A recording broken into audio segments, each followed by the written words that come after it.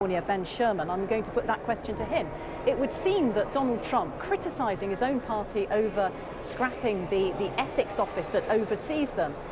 What do you make of this? Are you going to be able to capitalise on what appears to be dissent?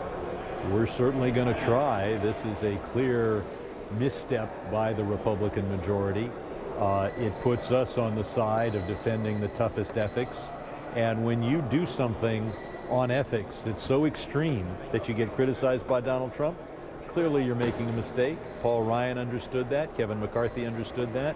But the Republican caucus, which could have tried to make these changes in a different way at a different time, perhaps even on a bipartisan basis, has instead decided to try to oppose these after just announcing them last night.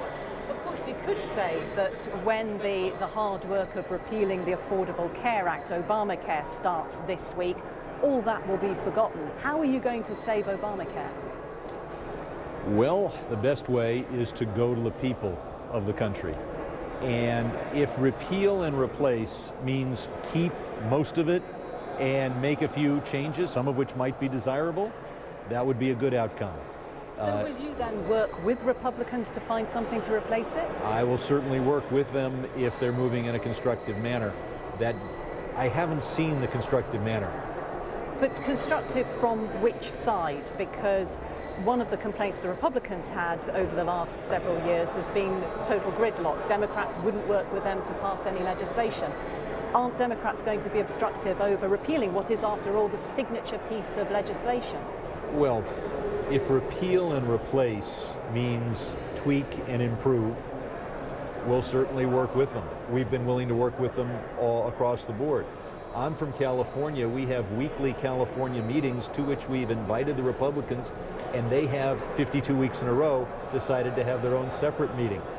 So I'm used to Republicans not being willing to work with us, but we'll certainly work with them, but we'll also work the country and point out the parts of Obamacare that people really rely on.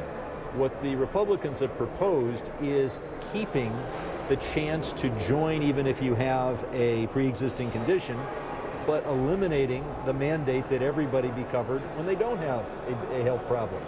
That's like saying you want to keep the roof, but you want to repeal the pillars. A lot of devil in the detail there. You've been in a minority government before. This is your 11th term? This is my 11th term, and yes, 16 years in the minority. How has being in a minority government been different? How would you expect this to be different as a minority Democratic congressman this time round? Well, this is minority and no president. So this is the only way you can have an effect is either to convince individual Republicans who may not need your votes if they find unity, or to convince the American people. And so what I do to convince the American people may be just as important as what I do on the floor of Congress. The second thing, though, is that this is a less unified majority than I've ever seen. I'm not sure Trump is nominally a Republican. He is more or less with them. But one could say that this is a triangular government rather than a one-sided government. And very briefly, hearings on allegations that Russia interfered with the presidential election. They're being launched by Senator John McCain, who is a Republican. What do you hope will be gained from that? I think we're going to learn what we already know. The Republicans hacked. They got to Podesta's and the DNC emails. They selectively released it, including releasing Podesta's emails just as Trump needed a lifeline because the Access Hollywood tapes were being exposed, and that they did their best to affect the election. Now, the election was so close in those 3 states that maybe it was decisive, but we made at least 20 errors that were just as significant.